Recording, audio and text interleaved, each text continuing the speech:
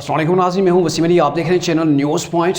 नाज़रीन, इमरान खान ने एक फिल्मी सीन किया और फिर उसके बाद कैसे अवामी हमदर्दियाँ हासिल की और इदारों को भी बदनाम किया। अपने जो उसके ऊपर केसेस थे मुख्तलिफ़ किस्म के जिनके अंदर उसने पेश होना था, कैसे उनसे राय फरार हासिल की।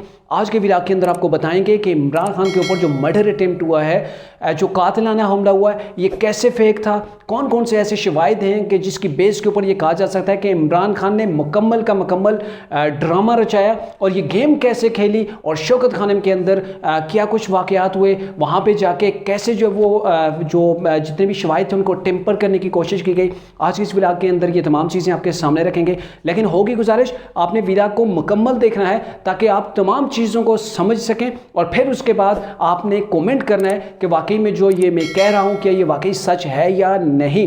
क्योंकि तरीके इंसाफ के लोग वो लोग जो होते हैं जो थोड़ी सी चीज़ को देखते हैं, सुनते हैं या थंबनेल देखते हैं, फिर उसके बाद अपनी जानिब से बिना वीडियो देखे अपनी जानिब से ऐसी बातें करते हैं जो हमेशा जो है वो नाज़ेबा किस्म की होती हैं। नाज़रीन, आपको पता है कि इमरान जिस कंटेनर के ऊपर सवार थे वो बुलेट प्रूफ, उसके ऊपर जो उस मटेरियल लगा हुआ था वो बुलेट प्रूफ था। जो वहाँ मौके से जो नवीद नामी लड़का जो पकड़ा गया जिसने फायर किए, उसके पास 9mm की पिस्टल थी, ये इदारों ने सबको बता दिया। और फिर इमरान को जो गोली लगी वो उनकी एक पिंडली के अंदर लगी, जो बताया जा रहा है कि उनकी पिंडली के अंदर लगी।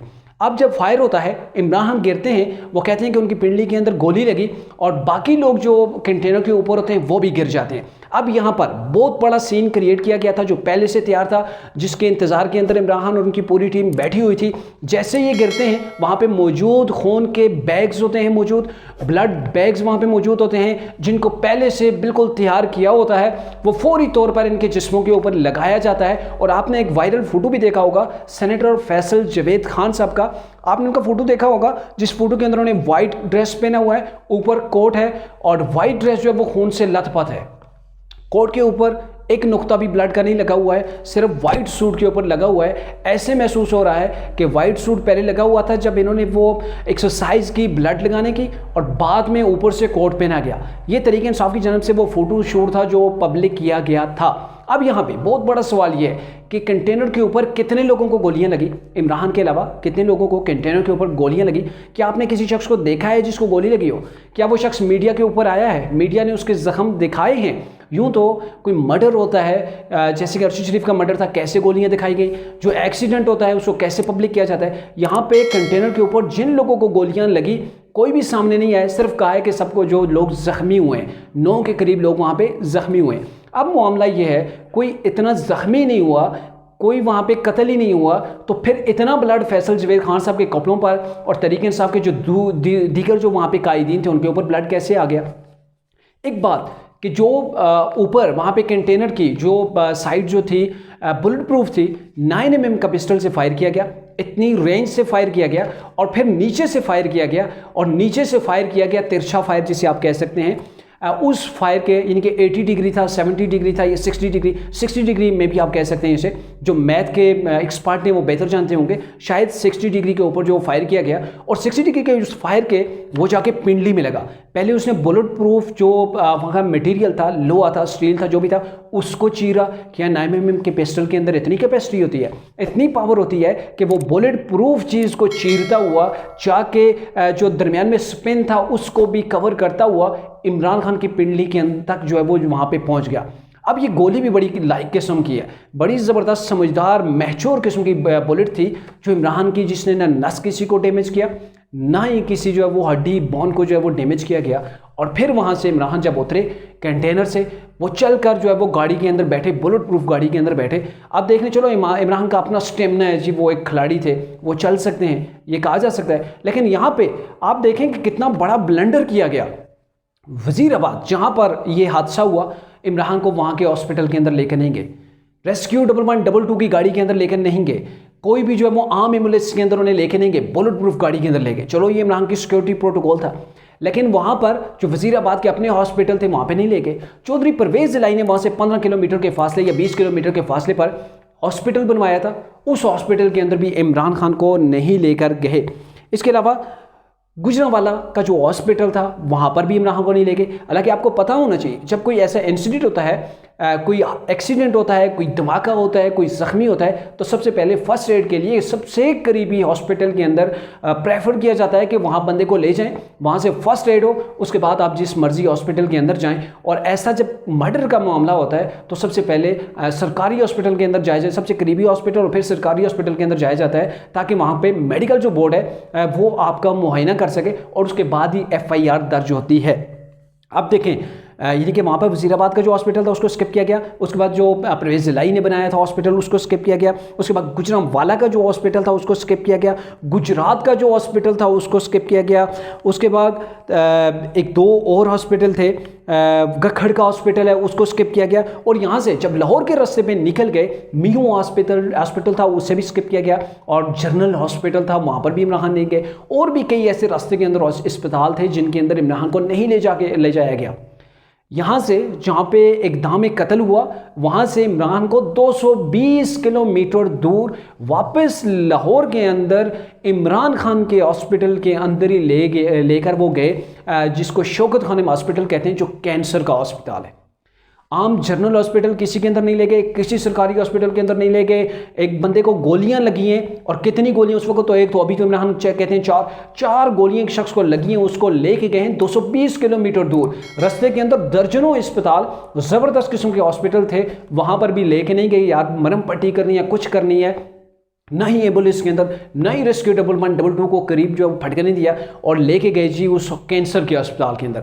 अब बड़ी हैरत है, अगर वो आम जनरल हॉस्पिटल होता तो अलग बात थी, लेकिन कैंसर के अस्पताल के अंदर इमरान खान को ले गए कि वहाँ पर जो है वो इनको जो गोली लगी है, बुलेट लगी है, उसका इलाज किया जाएगा। अब वहाँ पे असल गेम वहाँ पे हुई है। वहाँ पे गेम कैसे हुई? वहाँ पे गेम कुछ इस अंदाज के अंदर हुई है कि इमरान के जो कपड़ों के ऊपर ब्लड था, उन कपड़ों को जो है वो ख़त्म किया गया है। वहाँ पर ही जो है वो उनको सेफ मकाम पे पहुँचाया गया है, उन्हें जला दिया गया है, दबा दिया गया है, कुछ भी हुआ है। इमरान के कपड़ों को वहाँ जो है डिस्ट्रॉयड कर दिया गया है, वो अब आपको नहीं मिलेंगे। उसके बाद इमरान खान की जो बॉडी थी, जो उनकी टांग थी, उसके अंदर जो पहले कहा जा रहा था एक बुलेट लगी है, और फिर बाद में उनके डॉक्टर ने कहा कि इनके अंदर कुछ शेल मौजूद है, यानी कि गोली का जो शेल है उसका कोई टुकड़ा पीस जो है वो उनकी पिंडली के अंदर मौजूद है, ये कहा गया। और बड़ा शोबा तो यही था कि कोई पिंडली के अंदर कुछ ऐसी चीज़ ही होगी, कोई मतलब शेल वगैरह होगा, या फिर गोली का कुछ टुकड़ा होगा जो टूट फूट के बाद कोई लोहे का लग सकता है, किसी और चीज़ का, जो स्पीड के साथ उनकी टांग के अंदर घुस गया।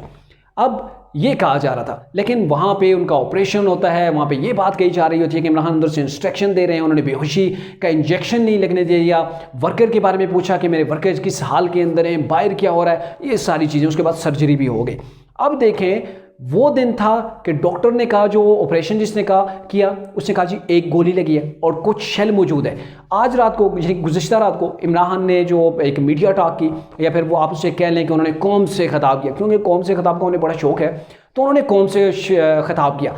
टोटल का टोटल झूठ का पलंदा सामने लेके आए कि मुझे 4 गोलियां लगी। बड़ी हैरत की बात है। और ये कहा कि 2 लोगों ने मेरे ऊपर अटैक किया, एक के अटैक के अंदर मैं नीचे गिरा और दूसरे के अटैक के ऊपर जो फायर हुआ वो मेरे सर से ऊपर गया। मतलब किसी को गोली नहीं लगी। इमरान के पीछे भी लोग खड़े थे, पीछे आबादी भी थी, वहाँ पे किसी को कोई फायर नहीं लगा और ना ही किसी वीडियो के अंदर उस फायर की जो है वो आवाज़ आई है। यानी कि टोटल ब्लेंडर। अब मामला क्या है, यहाँ पर इमरान खान ने अदारों को लताड़ने की कोशिश की, अदारों को जो है वो बदनाम किया, पहले अरशद शरीफ केस के अंदर और अब से इस चीज़ के अंदर। अब इमरान खान का टारगेट क्या था? इमरान खान का टारगेट ये था कि इमरान खान कुछ चीज़ों से राय फरार चाहते थे। सबसे बड़ी बात ये थी कि इमरान खान का जो लॉन्ग मार्च था, इसके ऊपर अखराजात ज़्यादा आ रहे थे। इमरान के साथ जो निकले लोग थे 4 से 5 हज़ार थे। एक तरफ इमरान की वो 26 साल जो सियासत जिसका जिक्र करते होते ना, वो मुकम्मल के मुकम्मल दाव पे लगी हुई थी। इमरान खान को लग रहा था कि अब मेरी जो सियासत का है तकरीबन सफाया हो गया है, क्योंकि इन्होंने बहुत बड़े दावे कर रखे थे। 20 लाख लोग, यार 20 हज़ार आप जमा नहीं कर सके। आप 20 हज़ार के दावे के 20 लाख के दावे करते हैं, 25 लाख के पूरा पाकिस्तान निकल आएगा। और फिर जब ऐसा माहौल ना हो, 2, 4, 5 हज़ार 8 हज़ार बंदा आपके साथ टोटल हो, तो फिर आपकी हवा निकल जाती है। तो यहाँ से इस जो गेम शो किया गया, जिसे ड्रामा किया गया, जैसे कि फिल्मों के अंदर सीन होते हैं, इंडियन फिल्मों के अंदर, बॉलीवुड के अंदर, कि वहाँ पे जो नेता लोग होते हैं, जो उनके पॉलिटिकल लीडर होते हैं, वो अपना प्रचार करने के लिए, हमदर्दियाँ समेटने के लिए, इलेक्शन जीतने के लिए, आवाम के अंदर अपना वोट बैंक बनाने के लिए ऐसे खुद जो हादसे होते हैं क्रिएट करवाते हैं। बड़े बड़े प्लान किए जाते हैं, बड़े पैमाने के ऊपर वहाँ पर इन्वेस्टमेंट की जाती है और फिर जाके इससे फ़ायदे जो वो हासिल करने की कोशिश की जाती है। अब यही कुछ इमरान खान की जन्म से भी किया गया उनके जो ऊपर, क्योंकि यहाँ आपको बताएं कि पहले से इमरान खान ने खुद प्रचार किया, बहुत से सवाल उठते हैं, कुछ सवाल मैंने पहले उठाए और अब भी उठा रहा हूँ कि इमरान खान ने पहले इस चीज़ का प्रचार किया, पहले इस चीज़ को डेवलप करने की कोशिश की कि मेरे ऊपर हमला होगा। तरीके इंसाफ की बाकी क़यादत में कहा, हमें पहले से पता था कि इमरान के ऊपर इसी चौक के अंदर एजाज चौधरी तरीके इंसाफ के सेनेटर हैं, बड़ी मारूफ शख्सियत हैं, उन्होंने ट्वीट कर दिया कि ये मामला है कि इस चौक के अंदर मैंने पहले कहा था कि इमरान खान के ऊपर जो है वो फायरिंग होगी। अरे भाई, आपके पास कौन से शवाहिद थे, या फिर आप जो वहाँ पे वो टीम बन रही थी, जो तश्कील दी जा रही थी, जो टोटल ड्रामा था, क्या आप उसी के अंदर वहाँ पे प्रोड्यूसर थे, आप राइटर थे, आप किस पोस्ट के ऊपर थे? ज़ाहिर है उनसे इन्वेस्टिगेशन होनी चाहिए, क्योंकि आप ऐसे भी ना दे रहे हैं। इमरान खान ने भी खुद भी पब्लिक को बताने की कोशिश की, जी फ़लाँ जगह मेरे ऊपर जब वो हमला होगा, फ़लाँ शहर के अंदर मुझे ख़तरा है, और मुझे पंजाब गवर्नमेंट ने भी बताया, IB ने उन्हें बताया कि यहाँ पे ख़तरा है आपको। जब खतरा था, जान को इतना बड़ा खतरा हो, तो कौन शख्स है वो पागल या कौन बेवकूफ़ है जो पब्लिक के अंदर उसी तरीके से आ जाएगा जब उसकी जान को खतरा है? जब जान को खतरा है, आपकी जान ही नहीं, तो कहाँ की आपकी सियासत, कहाँ पाकिस्तान आपने बचाना, कहाँ वो आपके गए नारे? तो ये चीज़ तो पॉसिबल ही नहीं है। जब आपकी ज़िंदगी, आपकी लाइफ है, तो उसी के साथ ये सारी चीज़ें हैं, सारे जितने भी रंग हैं आपकी पॉलिटिक्स के, वो तो उसी के साथ है, आपकी लाइफ के साथ उनका रिलेशन है। और यहाँ पे ये भी चीज़ है। और इसके बाद इमरान खान को जो सबसे बड़ा खतरा था, क्योंकि फॉरेन फंडिंग केस के अंदर अब आखिरी बार इमरान खान को बुलवाया गया था, इमरान खान ने वहाँ पे पेश होना था, इमरान खान को वहाँ से राय फरार चाहिए थी, क्योंकि इमरान खान बुरी तरह फॉरेन फंडिंग केस के अंदर फंस गए थे। यहाँ पे एक तीर के साथ इमरान खान ने कई शिकार किए। एक तो पब्लिक की हमदर्दियाँ समेटी, दूसरे नंबर पर अपना जो वोट बैंक के अंदर इजाफा किया, हमदर्दियाँ इन्हें मिल गई, तीसरा उन्हें राय फरार मिल गई इस चीज़ से कि वो जो लॉन्ग मार्च करते, लॉन्ग मार्च उनके गले में पड़ गया था।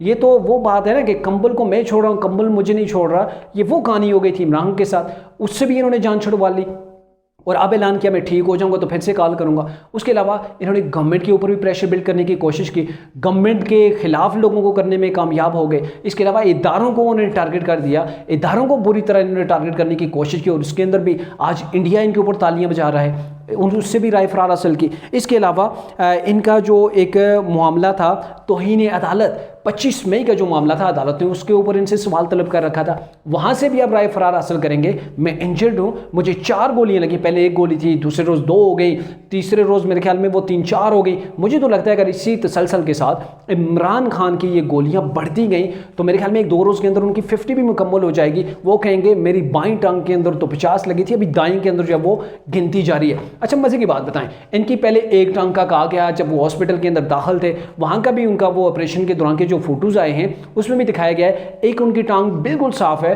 वो बिल्कुल ओपन है, कोई प्लस्तर नहीं है, कुछ नहीं है, जबकि दूसरी के ऊपर जो है वो प्लस्तर हो चुका है।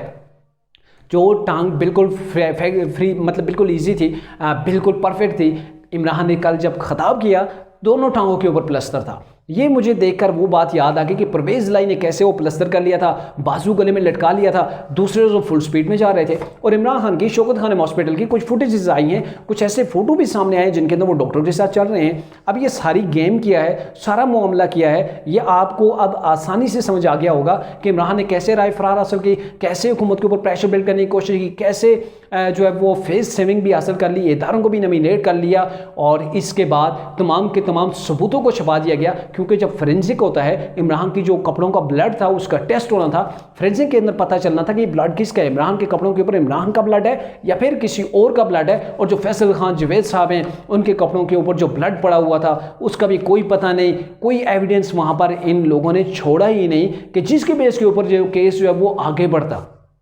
अब ये सारा जो सिनेरियो है, कैसे अवाम को बेवकूफ़ बनाया गया, कैसे एक ड्रामा रचाया गया, और ड्रामा रचाने के बाद अपने उन मकासद के अंदर इमरान जो वो आगे बढ़ गए, इस हद तक बढ़ गए कि उन्होंने एक इदारे के सरबराहों को जो वो ललकारना शुरू कर दिया, पाकिस्तान के प्राइम मिनिस्टर को मुतनाज़ा बनाने की कोशिश की, और इक़दाम कत्ल के अंदर प्राइम मिनिस्टर, इंटीरियर मिनिस्टर और एक ISI के सीनियर अफसर के ऊपर इन्होंने इल्ज़ामात ऐसे लगाए कि जो सिर्फ काबिल मसम्मत नहीं है, इंतहाई अफसोसनाक भी हैं। और इसी के ऊपर DGI SPR ने भी जो अपनी स्टेटमेंट जारी की, उन्होंने प्रेस रिलीज जारी की, और उसको देखते हुए यही कहना पड़ेगा, ये जो पाकिस्तान के ऊपर फितना मुसल्लत है, इस फितने से पूरे पाकिस्तान को, पाकिस्तान के इदारों को मिलकर निपटने की ज़रूरत है।